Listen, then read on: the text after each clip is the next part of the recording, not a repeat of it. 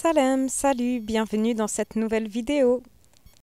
On part de la ville d'Aglou et dans un premier temps, on fait 20 km pour se rendre dans la petite ville de Mirleft.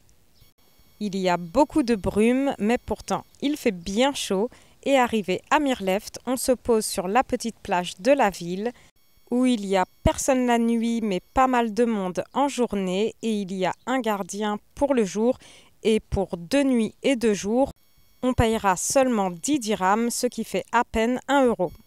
Mirleft est une belle petite ville où il n'y a pas trop de touristes et il y a aussi un vieux fort à visiter où on avait été il y a quelque temps déjà. J'en avais fait une vidéo, c'était dans l'épisode 12 et je vous remets le lien juste en haut si vous ne l'avez pas déjà vu. Mirleft est une ville de la région de Guelmim. On est à 45 km de Tiznit. Vous avez 2 routes depuis Tiznit pour vous rendre à Mirleft, soit en passant par une route dans les petites montagnes bordées de cactus ou la belle route côtière, et ça c'est celle que l'on a prise depuis Aglou. Dans cette rue principale, vous trouverez plein de petits commerces et de charmants petits cafés qui se trouvent sous les arcades. Après 2 jours passés à Mirleft, on reprendra la route encore sous le brouillard et on fera 20 km environ pour se rendre sur la magnifique plage de Lexira, proche de Sidi Ifni. C'est une plage assez touristique, mais ça n'enlève pas son charme avec ses célèbres arches. Il y a plein de petits cafés, restaurants. Et la première arche est là-bas au fond. Donc on se promène le long de la plage pour aller voir l'arche en espérant qu'on puisse passer en dessous parce que je pense que là c'est marée haute.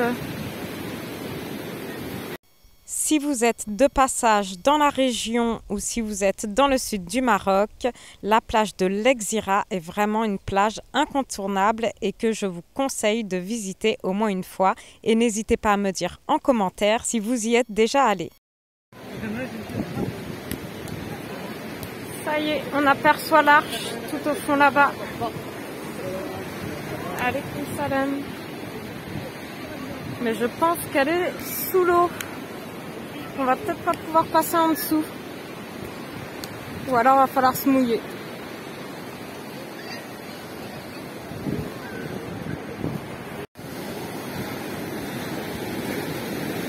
C'est trop beau, on entend le bruit de l'eau sur les galets. Et on arrive près de l'arche. C'est magnifique. Oh là là, c'est trop beau.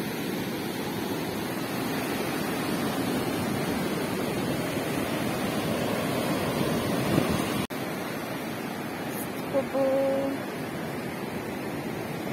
Magnifique. Avec la couleur de la roche. C'est trop beau. Donc la mer elle fait de la mousse.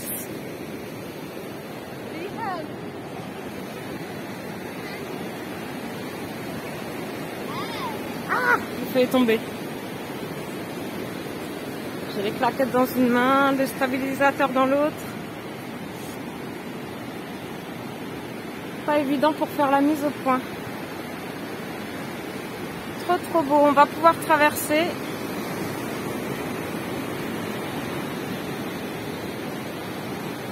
Magnifique. C'est la 2e fois qu'on vient, mais je suis toujours aussi émerveillée. Par contre, c'est vraiment dommage. En plus de la mousse, on peut voir comme du jaune, de l'eau un peu jaune sur le bord. Je ne sais pas du tout ce que c'est. Si vous avez une idée. On traverse ou pas? Faut pas que je me casse la figure. Et faut pas que je sois trempée. Et faut pas qu'on reste bloqué de l'autre côté. Faudra pas rester longtemps. Go! Allez, on y va.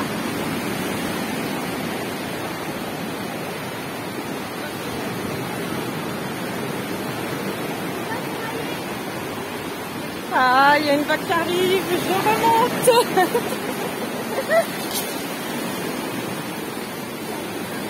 Faut attendre qu'elle descende. Je sens que je vais finir trempée. Ah, puis courir sur les galets, c'est pas évident. Je suis pas mouillée. Trop beau. Faire petite mise au point pour voir la couleur de la roche. Il y en a une année, une arche qui s'est effondrée. Il faudra pas que celle-là elle s'effondre maintenant. Trop beau. Mais ça fait trop mal aux pieds les galets.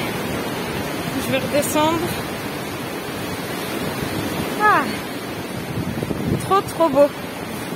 Et ben là, au loin, on voit justement l'arche qui s'était effondrée.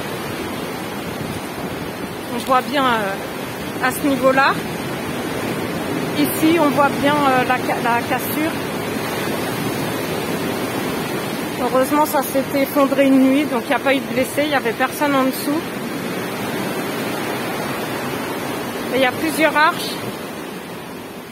Mais là, on va pas aller trop loin parce que sinon on va rester bloqué. Je ne sais pas si la marée monte ou descend. Donc on va pas rester longtemps de ce côté. Là, on peut bien apercevoir la couleur de l'eau sur le bord qui est légèrement jaune.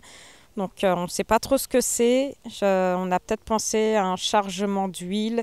Je ne sais pas trop, mais c'est vraiment dommage. Allez, retour en sens inverse.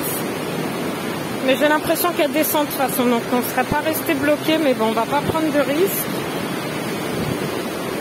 Donc on n'est pas resté longtemps de l'autre côté. On va aller se poser sur la plage, boire un petit jus d'orange.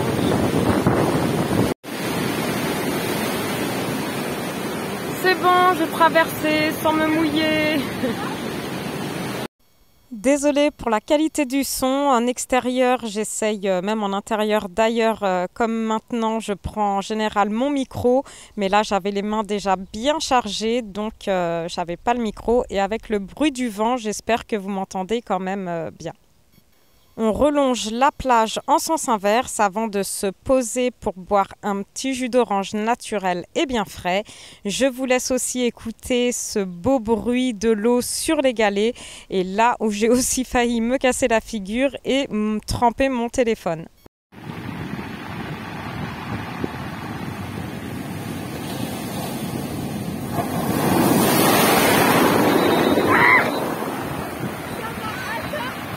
La plage de l'Exira reste une superbe plage pour flâner, pour se baigner et je vous emmène maintenant au-dessus d'autres arches un peu plus loin.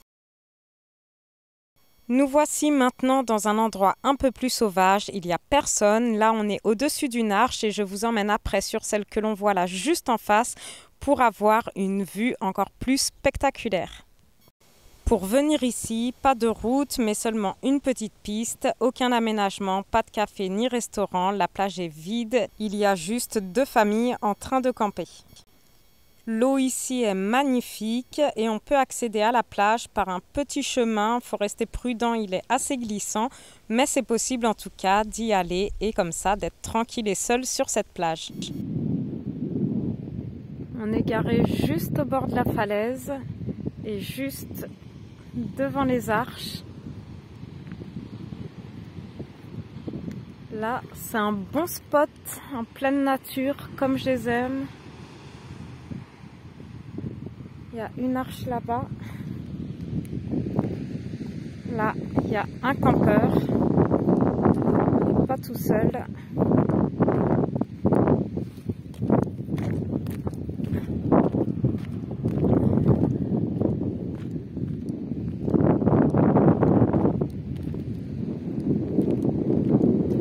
Là, il y a une autre arche qui est magnifique. Il y a plein de cactus partout. Il faut que je regarde où je mette mes pieds. C'est trop beau. Magnifique. On peut descendre sur la plage. Mais les chemins, ils sont un peu casse. Il y a même des campeurs d'ailleurs sur la plage.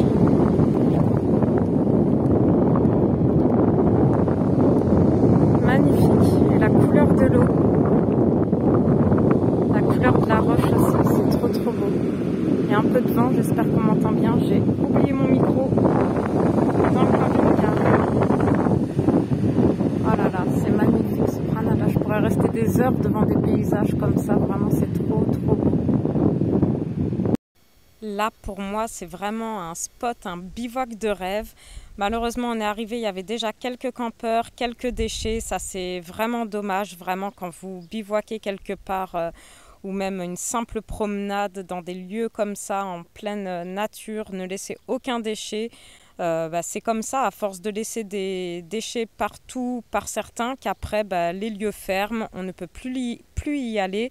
Donc c'est vraiment dommage et puis ça gâche la vue aussi, des lieux aussi splendides que ça, vraiment laissez-les beaux en n'y laissant aucun déchet, même voire ramasser. Malheureusement, c'est pas nous de le faire, mais ceux des autres, si vous arrivez dans un endroit et qu'il y a quelques déchets par terre.